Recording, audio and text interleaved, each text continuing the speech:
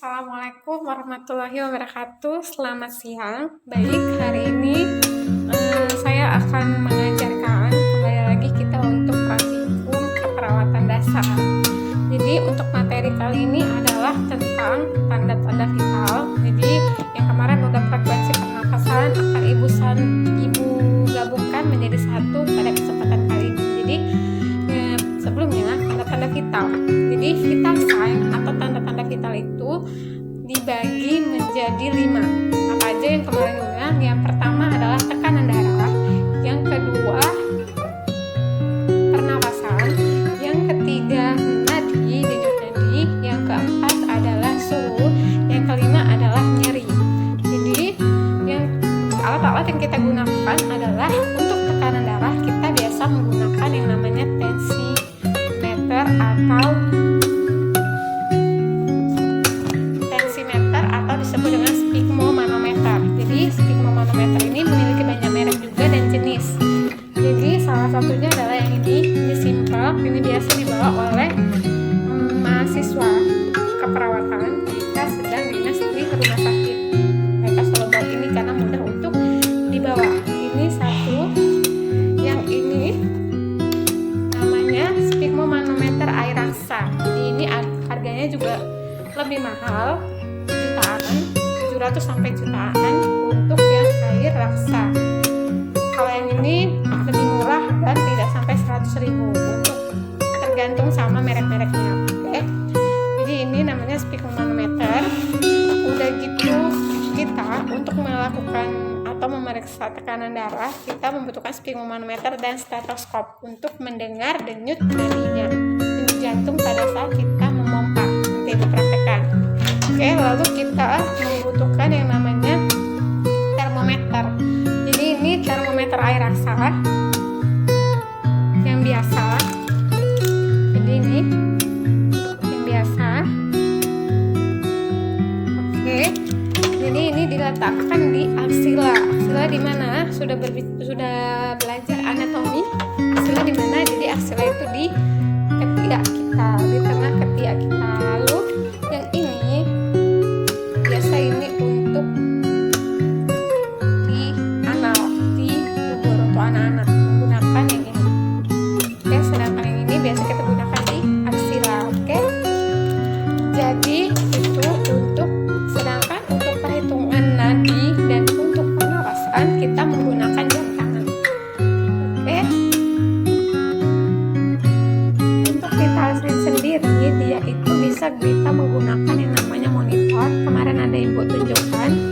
Jadi kita dapat menggunakan monitor. Namun biasanya monitor ini lebih digunakan pada saat berada di ruangan ICU ataupun pada ruangan pemulihan setelah operasi ataupun di ruangan operasi, karena biasanya kalau yang monitor seperti ini digunakan untuk pasien-pasien yang membutuhkan pemantauan ketat. Kalau misalnya hanya pasien mengalami dispepsia atau diare, biasa tidak cenderung harus setiap jam atau bahkan setiap 30 menit untuk diperiksa tekanan darah dan TTV lainnya. Jadi bisa menggunakan yang manual. Biasa kita sebelumnya adalah mendekatkan alat-alat yang akan kita gunakan. Lalu kita mencuci tangan seperti biasa. Setelah mencuci tangan, mendekatkan alat-alat, lalu kita komunikasi dengan pasien kita seperti biasa. Selamat pagi Bapak, perkenalkan saya Mulia, saya perawat yang akan merawat Bapak pada pagi hari ini. Baik, bisa sebutkan nama dan tanggal lahir Bapak? Oke, Bapak Julham 28 Mei 1962 ya Pak. Saya cek gelangnya ya Pak. Kemudian kita cek gelang sesuai dengan pasien kita. Lalu itu namanya identifikasi pasien.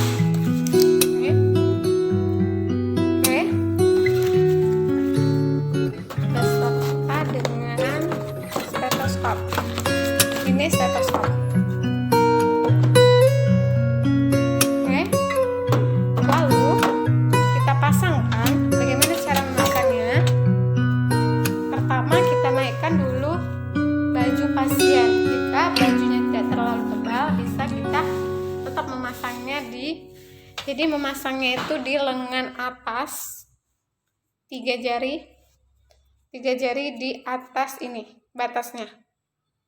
Oke, 3 jari di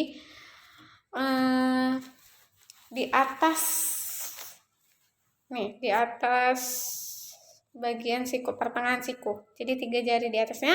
Jadi disinilah kita pasang yang namanya sphygmomanometer. Ini, maaf Bapak, diperhatikan adalah yang pertama 3 jari di atas siku.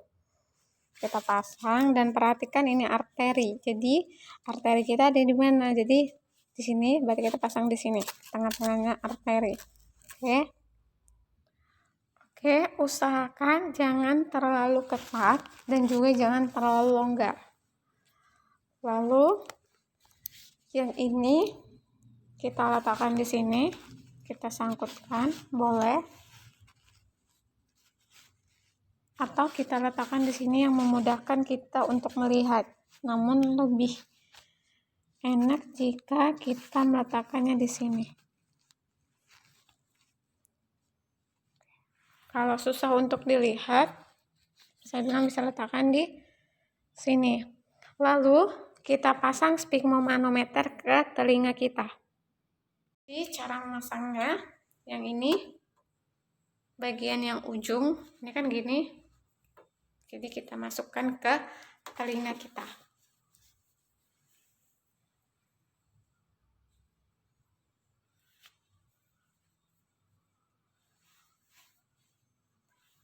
Oke, setelah itu baru kita letakkan, kita tes dulu. Maka kadang ini tidak terlalu berbunyi karena ini terkunci.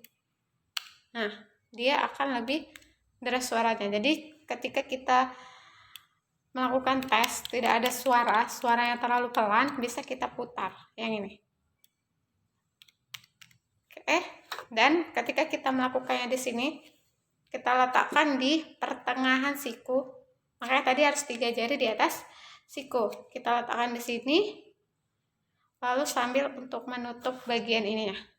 Oke, kita letakkan di sini sambil menekannya.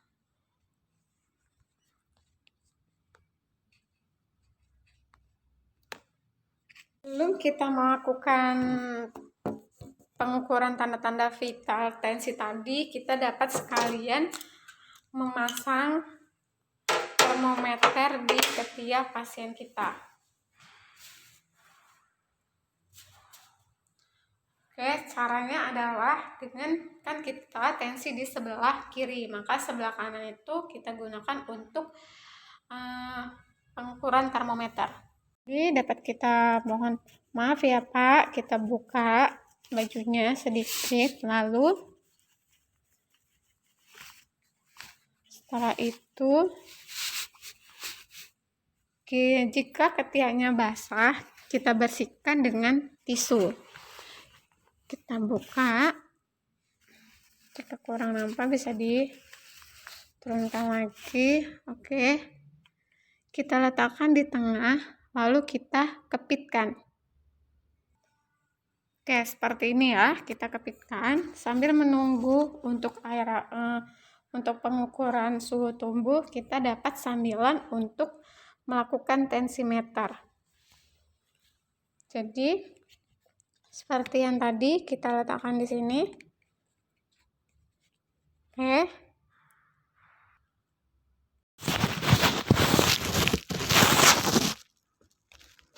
Jadi kita letakkan lalu sambil untuk memompa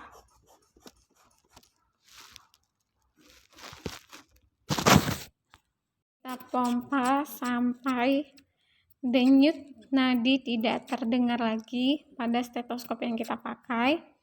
Lalu kita turunkan secara perlahan, kita turunkan secara perlahan, turunkan, lalu kita dengar. Jika dia berbunyi, yang pertama itu namanya sistol, dan yang paling akhir itu namanya diastol. Oke, jadi contohnya seperti ini. pada saat kita tarik, pada saat kita pompa. Oke, lalu suara hilang. Ini kita pompa, lalu kita dengarkan suara hilang, kita naikkan lagi 20. Lalu kita turunkan secara berlahan. Oke, kita turunkan. Lalu bunyi yang pertama itu adalah sistol dan bunyi yang terakhir adalah diastol. Seperti itu.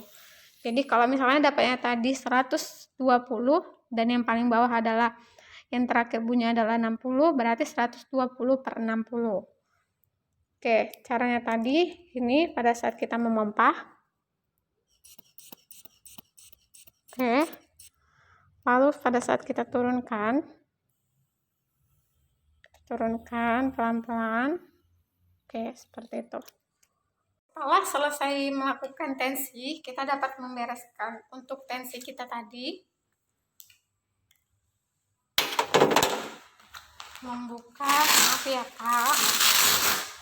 Membuka sphygmomanometer yang kita gunakan tadi.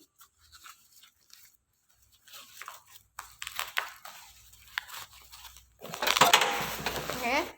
Setelah itu kita dapat melihat suhu tubuh atau temperatur yang kita tempelkan tadi di aksilanya. Kita dapat melakukan perhitungan nafas dan nadi secara bersamaan seperti yang kita lakukan kemarin. Maaf ya Bapak, kita periksa dulu nadi Bapak. Jadi gunakan 3 jari di sini.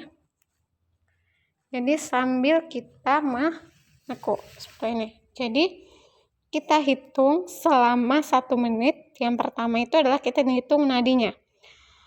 Kita hitung selama 1 menit.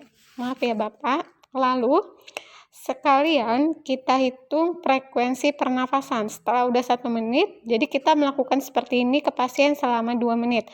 1 menit untuk menghitung frekuensi nadi, 1 menit untuk pernafasan. Jadi setelah selesai, lalu kita rasakan gerakan nafas pasien, inspirasi dan ekspirasinya. Jadi dihitung selama 1 menit. Kemarin sudah Ibu ajarkan ya bagaimana cara menghitung pernafasan. Oke. Untuk nadi normalnya itu adalah 60-100. Namun ada beberapa referensi mengatakan 80-100 kali per menit. Jadi yang dihitung untuk frekuensi nadi bukan hanya dihitung tetapi rasakan kecepatannya dan kedalamannya. Sama seperti nafas, kemarin lupa Ibu bilang bahwa bukan hanya gerakan nafas dalam 1 menit saja, tetapi juga lihat kedalaman pernapasannya. Apakah pasien nafasnya tersengah-engah atau kadang lama, kadang dia bernafas panjang, kadang dia tidak, itu dapat dinilai seperti itu. Irregular atau regular, sama seperti nadi, kalau dia teratur berarti regular, kalau tidak teratur berarti irregular.